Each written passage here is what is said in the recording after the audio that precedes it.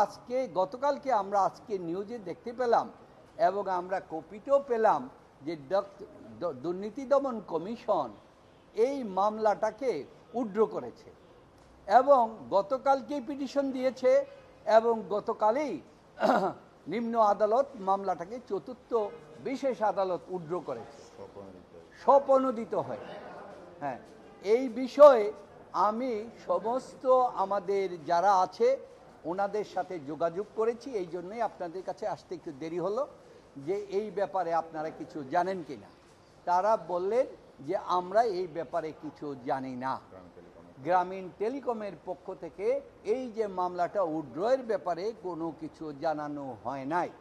এখন গ্রামীণ টেলিকমের পক্ষ থেকে সবার বক্তব্য হলো, আপনারা যে রাতারাতি মামলাটা উইথড্র করে ফেললেন, আমাদের এই যে ব্যক্তিদের বিরুদ্ধে মিথ্যা অভিযোগ দিয়ে জাতীয়ভাবে তাদেরকে চোর বলে, তাদেরকে আত্মসাদী বলেন, মানি লন্ডারিং বলে, সারা পৃথিবীতে দেশের প্রতিটা মানুষের কাছে মিথ্যা জিনিস দিয়ে অপমানিত করলেন, সম্মানহানি করলেন। এই যে সম্মানহানি করলেন, আজকে আপনারা এসে তাড়াতাড়ি এখানে মামলাটা উইথড্র করে ফেললেন।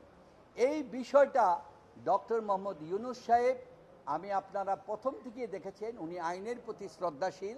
তিনি বলেছেন, এখনও বলছেন, আমার প্রতিটি মামলা আইনগত পদ্ধতির মাধ্যমে চলবে, আইনের মোকাবেলা করেই তিনি করবেন।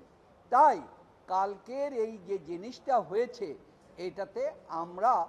এটাতে অবগত না এবং এই বিষয়টি সম্পর্কে আমরা জানি না, কারণ আমরা সেটা পেলে আমরা মহামান্য সুপ্রিম কোর্টে আমরা লিভ টু আপিলে যাব, সেটা আমাদের প্রশ্ন। সুতরাং এই যে জিনিসটি তড়িঘড়ি করে করা হলো, এইখানে ডক্টর ইউনূস সাহেব তা চান নাই।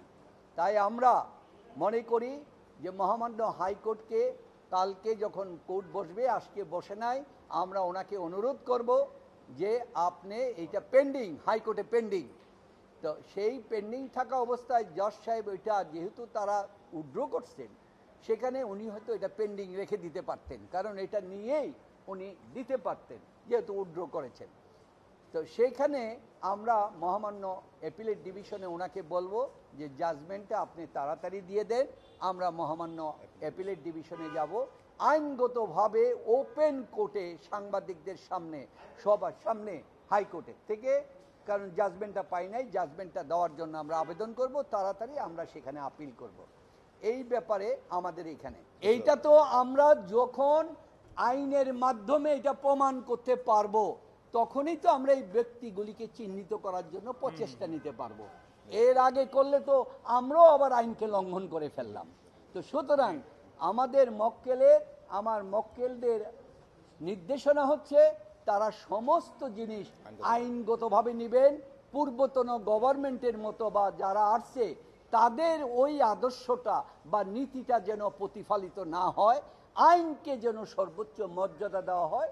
আইনের বিধান অনুযায়ী যদি আইন বলে আমি দোষী, তাহলে দোষ মেনে নেব, আইন যদি বলে যে না এটা মিথ্যা বানোয়াট, তাহলে সেটা মেনে নেব।